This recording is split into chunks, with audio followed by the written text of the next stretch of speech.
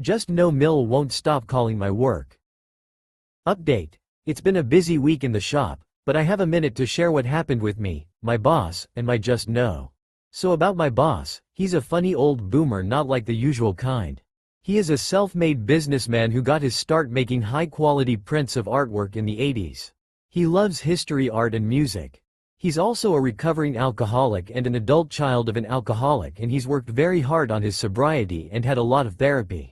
So we had a long talk after work, and he said I exhibited a lot of the traits of a person who grew up in a toxic environment.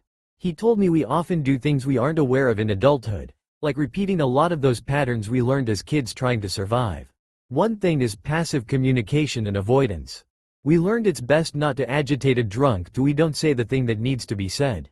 That carries over into an adult who can't say no without giving a reason or an apology. So when I said, "No, I can't make your signs because I'm too busy, just know here's a challenge," she feels this is an invitation to a chase. I avoid. She peruses.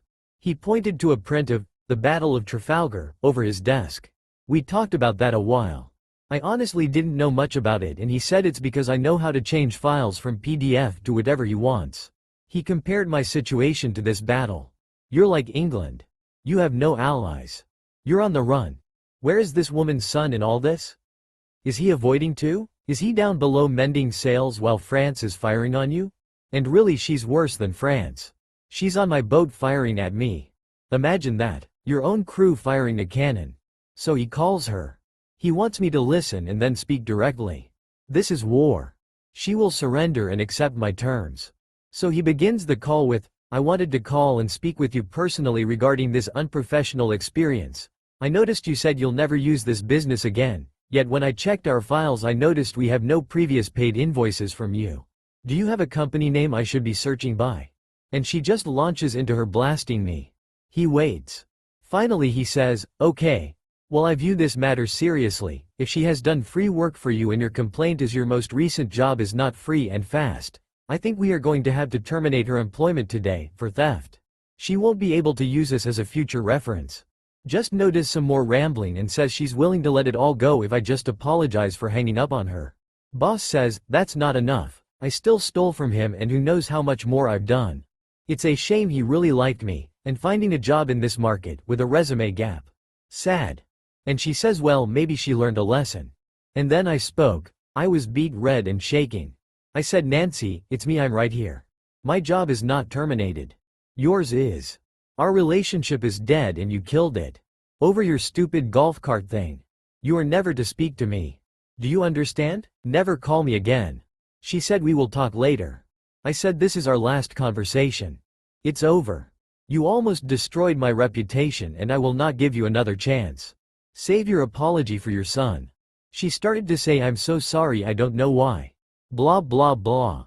Okay, I gotta get back to work. Have a good life, Nancy." And now begins the next phase of my life. Recognizing my own patterns and learning how to communicate like a functioning adult instead of a victim. All the avoiding, the retelling of experiences in the break room. Even spouting it all anonymously on Reddit. It's all part of the old me that would do almost anything other than say what needs to be said. So thanks for the support, random people. May your colors be vibrant and your margins always align. A coworker just told me about this group. I work at a busy print shop. My work day flies by because I'm hustling to make deadlines. I love it, but my just know seems to think it's a hobby, like her crafting, and she's made such comparisons I let it slide until recently. She had me make signs for her friend's baby shower. No thanks or anything, didn't offer to pay.